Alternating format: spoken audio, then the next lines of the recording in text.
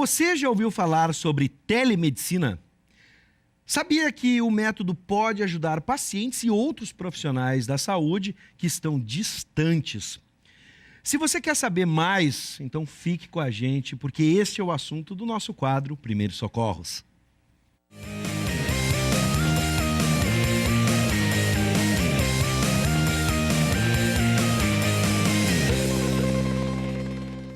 Com a gente o socorrista Paulo Viana, titular do quadro, e também o médico cirurgião geral e de trauma, Dr. Luciano Silveira. Eifler, seja bem-vindo, doutor.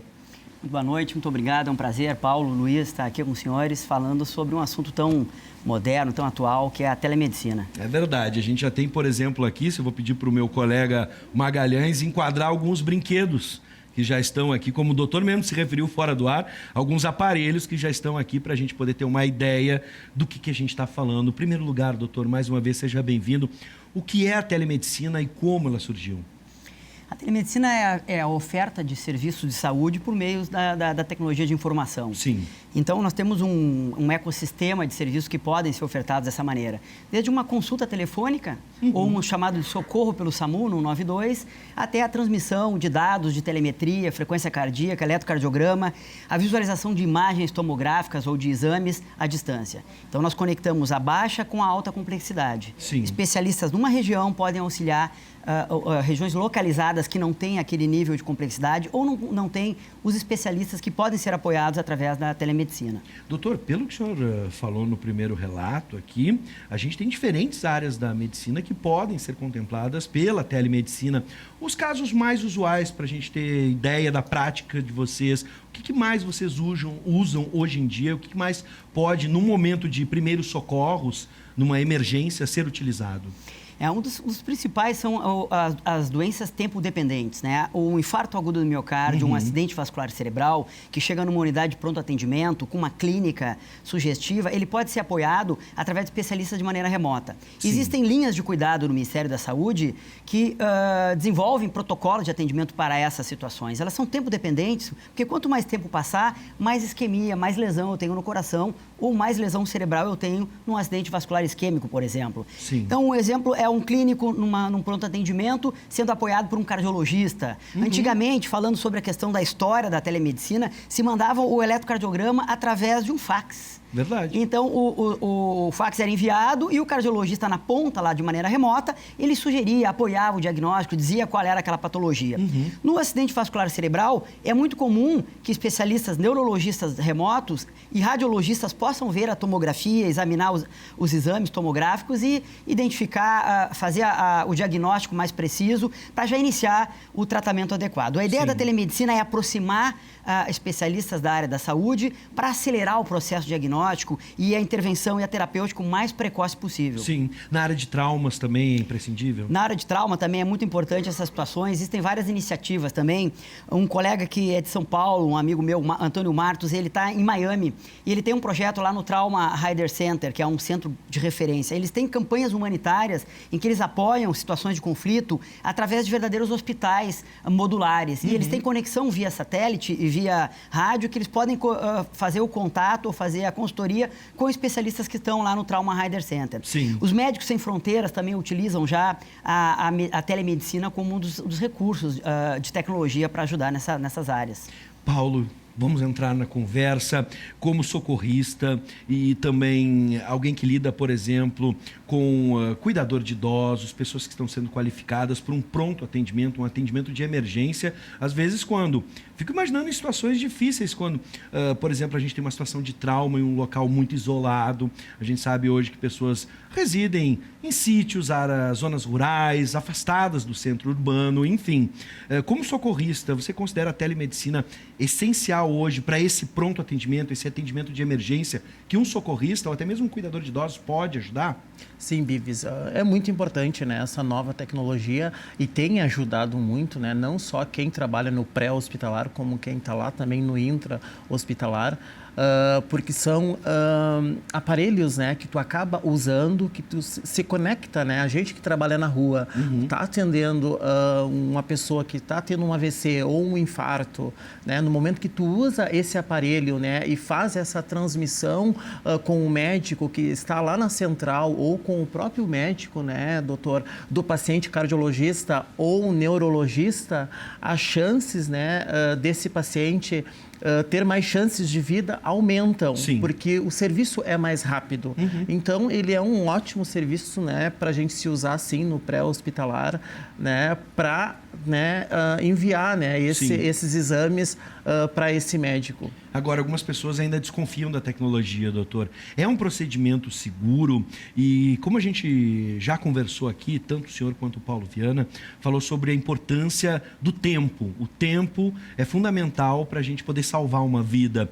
É um procedimento seguro. Hoje, esse tempo, o que a gente pode imaginar que ele pode sair encurtar através da telemedicina? A telemedicina ela tem um regramento, ela tem uma regra, existe uma resolução do Conselho Federal de Medicina que coloca algumas exigências, né? Sim. Uma delas é a privacidade dos dados, né? Essas informações elas não podem trafegar. Então os sistemas eles têm que ter encriptação dos dados. Existe a Lei Geral da Proteção dos Dados que começa agora a entrar em vigor a partir de agosto de 2020, em que vai blindar, digamos, essas informações, né? Então esse é um dos pré-requisitos, né?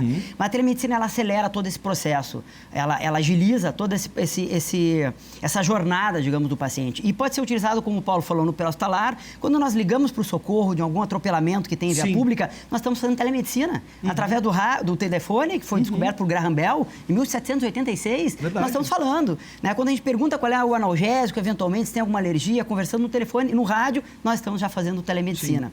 E a telemedicina, ela pode também não só atuar na assistência, mas como também na prevenção. O exemplo agora que nós falamos dos idosos, população que mais cresce no planeta, os idosos eles caem muito. No SAMU em Porto Alegre a gente tem 7, 8, 10 quedas da própria altura de idosos, alguns com fratura de colo de fêmur, um custo, um sofrimento para as famílias. E a telemedicina também tem uma modalidade que é a telemetria. São esses relógios inteligentes, a gente já está utilizando, eles têm acelerômetro. Então eles podem identificar quando um idoso cai, sofre uma queda.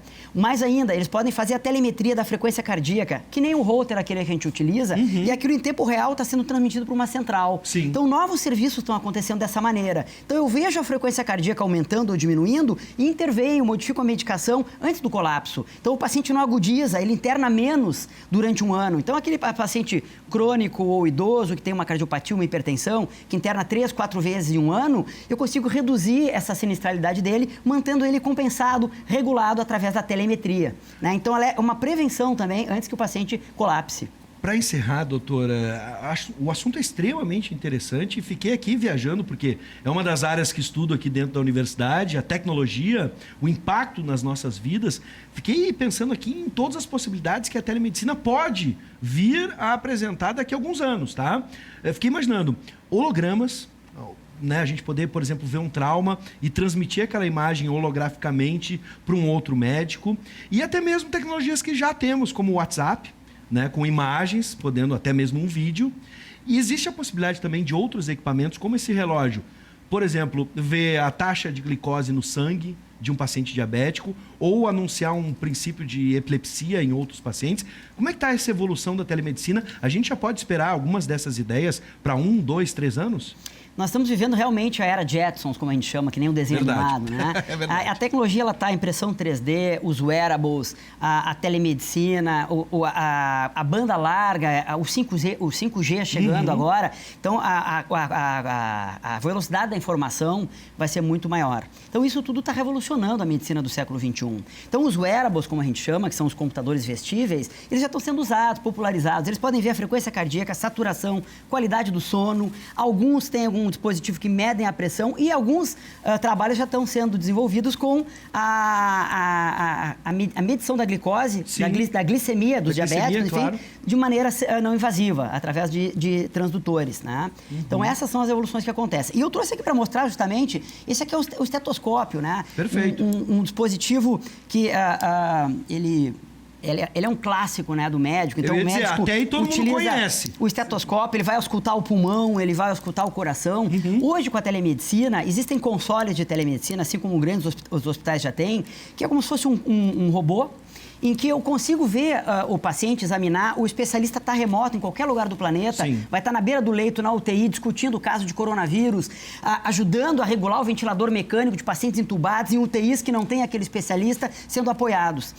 E eu posso auscultar o paciente com estetoscópio Bluetooth, ou estetoscópio USB, e eu vou auscultar o pulmão do Paulo aqui, e os caras e o pneumologista pode estar ouvindo a ausculta pulmonar ou cardíaca do outro lado do planeta Terra. Em tempo real. Isso é. E esse aqui eu trouxe para mostrar. Isso aqui é o estetoscópio clássico. Esse aqui é o ultrassom. O ultrassom, que era um equipamento grande, depois virou um notebook, hoje ele cabe no bolso. Esse pessoal, essa gurizada aí que está se formando agora, já está usando o ultrassom, é como se fosse o estetoscópio do século XXI. Ele é um auxílio ao exame físico. Consigo examinar, verificar se tem alguma lesão de maneira rápida. E essa imagem ela pode ser transmitida através do meu celular em tempo real para uma segunda opinião à distância. Isso é a telemedicina, a tecnologia que a gente vive nessa loucura do século XXI, que traz benefício, e quem mais acaba se beneficiando é o paciente. Sem dúvida. Que acaba tendo, então, o seu tratamento mais efetivo. Sem dúvida. Bom, só esses dois aparelhos aqui que a gente pôde conhecer hoje. O estetoscópio já era bem familiar, mas não dessa forma. Bluetooth USB, essa é a primeira vez. Nos dá uma esperança muito grande. Eu também fiquei impressionado agora. Estou embasbacado, né?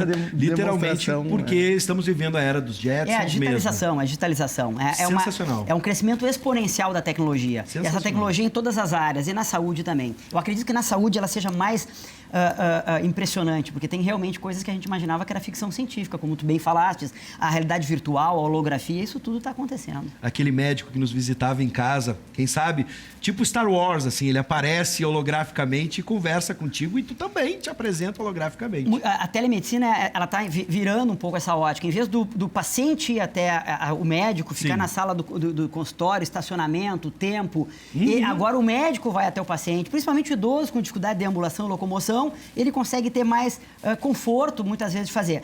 É bom deixar claro que isso não vai substituir a consulta presencial, o exame físico, o toque, a empatia. São entre as consultas presenciais ou onde eu não tenho aquele especialista naquela cidade. Então, eu trago ele de forma remota através da telemedicina. Sem dúvida. Que fique claro, não é para substituir. Esse é um preconceito que a gente tem que desfazer através da informação. Sem dúvida, até porque uma boa conversa cara a cara com o médico revela muito mais coisas, às vezes, que um raio-x ou qualquer outra coisa possa revelar.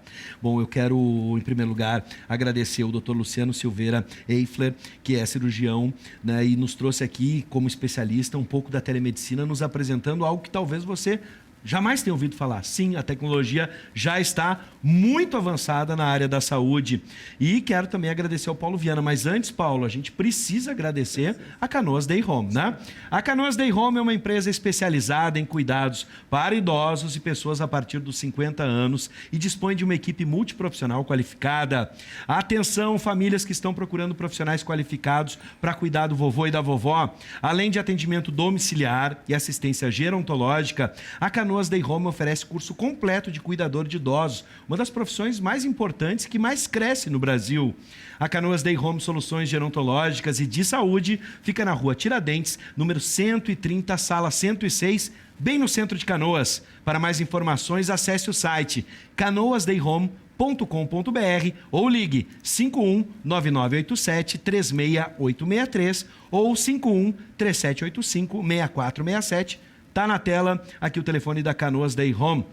Paulo, sempre é um prazer te receber e com muitas novidades. Esse tema hoje foi surpreendente e a gente espera um próximo encontro com convidados especiais na próxima quinta-feira. É isso aí, Bibis. Até quinta que vem. Tchau, se cuidem.